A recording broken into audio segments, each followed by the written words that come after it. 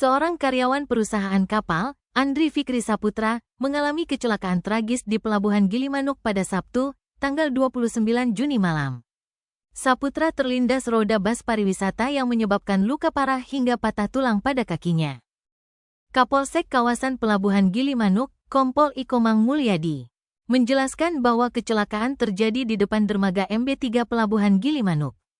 Mulyadi menambahkan, sesaat sebelum kejadian, korban Saputra bersama rekannya, Doni Haryanto, sedang mengarahkan sebuah truk sedang untuk masuk ke kapal terlebih dahulu. Namun, sebuah bus pariwisata yang dikemudikan Deden Ridwan ikut maju dan menabrak Saputra hingga terjatuh.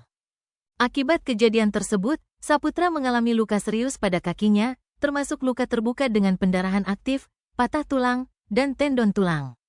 Ia juga mengalami luka memar di paha kanan dan luka lecet di dengkul kiri.